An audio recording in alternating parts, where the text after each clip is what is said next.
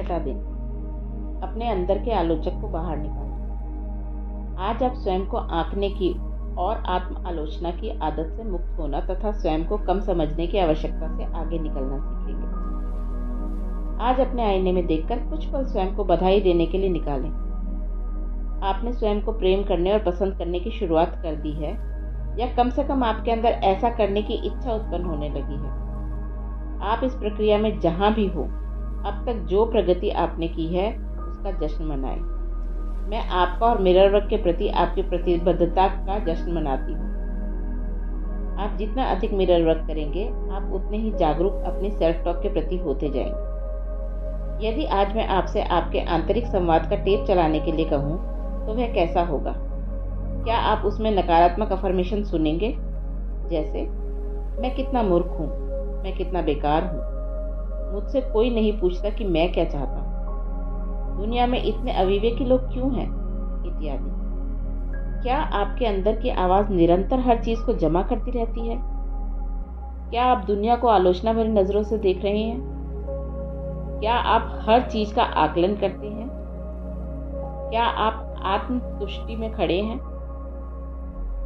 हम में से कई लोगों की आंकने और आलोचना करने की आदत इतनी मजबूत होती है कि हम उसे आसानी से छोड़ नहीं सकते।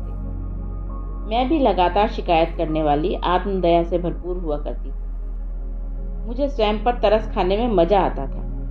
मुझे नहीं पता था कि मैं ऐसी स्थितियां बनाए रखती थी जिनमें मुझे स्वयं पर तरस खाना पड़े। उन दिनों मैं इससे अच्छा कुछ नहीं जानती थी।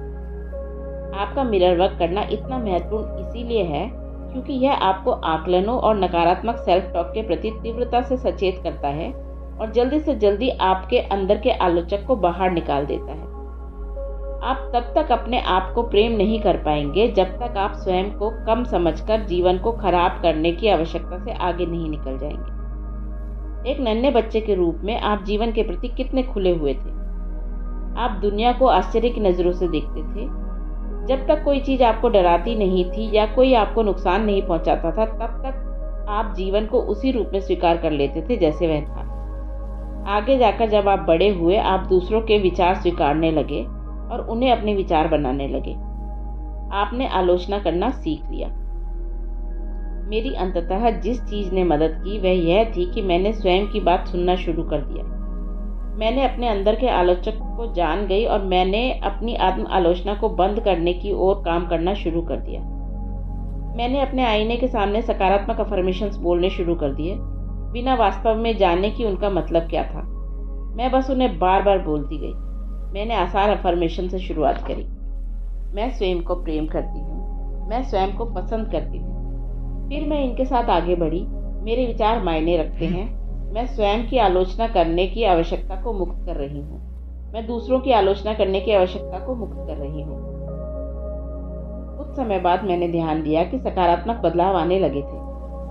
जब आप अपने भीतरी आलोचक को बाहर निकालने की ओर काम करेंगे तो आपको भी बदलाव नजर आने लगेंगे।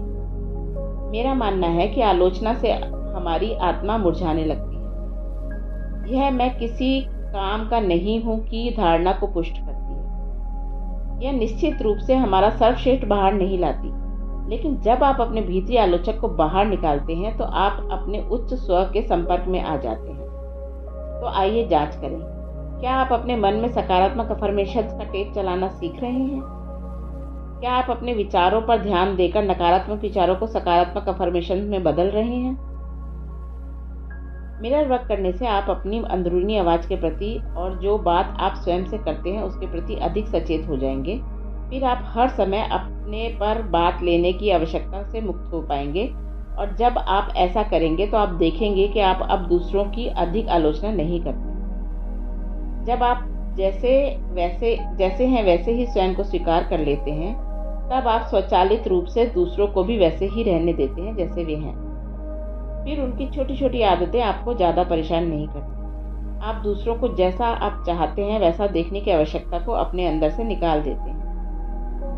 फिर जब आप दूसरों को आंकना छोड़ देते हैं तो वे भी आपको आंकने की आवश्यकता से मुक्त हो जाते हैं। हर कोई मुक्त हो जाता है। हमारी भावनाएं हमारे विचारों की क्रियाएं हैं। हमें उनके प्रति कोई शर्म या अपराध बोध महसूस करने की आवश्यकता नहीं है। ये एक उद्देश्य की पूर्ति करते हैं और जब आप अपने मन और शरीर से नकारात्मक विचार बाहर निकालते हैं तो आप अपने भीतर दूसरी अधिक सकारात्मक भावनाओं और अनुभवों के लिए जगह बनाते हैं। आइए अफर्म करें, अब मेरे लिए अपने भीतरी आलोचक को बाहर करके प्रेम की ओर बढ़ना सुरक्षित है। आपके छठे दिन का मिरर वर्क अभ्यास। आईने के साथ एक ऐसे शांत स्थान की तलाश करें जहां आप सुरक्षित महसूस करें और कोई आपके काम में विघ्न न डाले। आइए आईने में देखें, सीधे अपनी आंखों में देखें। यदि आप अभी भी ऐसा करने में असहज महसूस कर रहे हैं तो अपने मुंह या अपनी नाक पर ध्यान केंद्रित करें। अपने भीतरी बच्चे से बात करें। आपका भीतरी बच्चा बढ़ना और खिलना चाहता है और उसे प्रेम, स्वीकृति और प्रशंसा की आवश्यकता है। अब ये अफर्मेशंस बोलें। मैं तुम्हें प्रेम करता हूँ, मैं तुम्हें प्रेम करता हूँ और मैं जानता हूँ कि तुम जितना अच्छा कर सकते हो कर रहे हो। तुम जैसे हो उत्तम हो। मैं तुम्हें पसंद करता हूँ। आप यह अभ्यास कई बार कर सकते हैं जब तक आपको सच में यह महसूस ना होने लगे कि आपकी अंदरूनी आवाज़ कम आलोचक हो गई है। वही करें जो आपको अपने लिए सही लगता है। शक्ति आपके अंदर है। आपका छठे दिन का दैनिकी अभ्यास। उन 5 चीजों की सूची बनाएं जिनके लिए आप अपनी आलोचना करते हैं। सूची को ध्यान से देखें और प्रत्येक चीज के बगल में वह तारीख लिखें जिस पर आपने उस चीज के लिए स्वयं की आलोचना करना शुरू किया था। यदि आपको सही तारीख याद नहीं है तो अनुमान से लिखें। क्या आपको यह देखकर आश्चर्य हो रहा है कि आप कितने दिनों से स्वयं की आलोचना कर रहे थे? अपनी आलोचना करने की इस आदत से कोई सकारात्मक बदलाव तो नहीं आए होंगे, है ना? आलोचना से कोई लाभ नहीं होता। यह सिर्फ आपको बुरा महसूस कराती है। इसीलिए इस आदत को छोड़ने का मन बनाएं। अपनी सूची की 5 आलोचनाओं को सकारात्मक अफर्मेशंस में बदलें। इस सूची को अपने साथ लेकर चलें। जब आपको लगे कि आप आलोचनात्मक हो रहे हैं तो अफर्मेशंस की सूची को निकालें और 2-4 बार पढ़ें। इससे भी बेहतर होगा यदि आप इसे अपने आईने के सामने जोर से पढ़ें। छठे दिन के लिए आपका हार्ट थॉट। मैं जैसा हूँ बिल्कुल उसी रूप में स्वयं को प्रेम करता हूँ और स्वीकार करता हूँ। हम सबके जीवन में ऐसे क्षेत्र होते हैं जिन्हें हम स्वीकार करने और प्रेम करने के लायक नहीं समझते। यदि हम वास्तव में स्वयं से नाराज होते हैं तो अक्सर स्वयं को कोसने लगते हैं। हम शराब, सिगरेट या ड्रग्स का गलत इस्तेमाल करने लगते हैं। हम आवश्यकता से अधिक खाने लगते हैं। ऐसा सबसे बुरा काम जो हम करते हैं और जो हमें सबसे ज़्यादा नुकसान पहुंचाता है वह है स्वयं की आलोचना करना। हमें आलोचना करना बंद करना होगा। एक बार जब हम स्वयं की आलोचना करने की आदत छोड़ देंगे तो आश्चर्यजनक रूप से दूसरों की आलोचना करना भी बंद कर देंगे। हम समझते हैं कि प्रत्येक व्यक्ति हमारा प्रतिबिंब है और जो चीज़ हम दूसरों में देखते हैं वह हम स्वयं में भी देख सकते हैं। जब हम किसी की शिकायत करते हैं तो वास्तव में हम अपनी शिकायत कर रहे होते हैं। जब हम स्वयं को वास्तव में स्वीकार और प्रेम कर पाएंगे तो शिकायत करने के लिए कुछ नहीं रह जाएगा। हम स्वयं को चोट नहीं पहुंचा सकते और हम किसी और को चोट नहीं पहुंचा सकते। आइए हम प्रण लें कि अब हम किसी बात के लिए स्वयं की आलोचना नहीं करेंगे। आपका छठे दिन का ध्यान। हम जैसे हैं वैसे होने के लिए स्वतंत्र हैं। संपूर्ण होने के लिए हमें स्वयं को पूर्ण रूप से स्वीकार करना चाहिए। इसीलिए अपने दिल के दरवाजे खोल दें और अपने हर हिस्से के लिए उसमें ढेर सारी जगह बनाएं। वे हिस्से जिन पर आपको गर्व है, वे हिस्से जो आपको लज्जित करते हैं, वे हिस्से जिन्हें आप अस्वीकार करते हैं और वे हिस्से जिन्हें आप प्रेम करते हैं। ये सब हिस्से आप ही हैं। आप सुंदर हैं। हम सब सुंदर हैं। जब आपका दिल स्वयं के लिए प्रेम से भरपूर होगा तब आपके पास दूसरों के साथ बांटने के लिए बहुत कुछ होगा।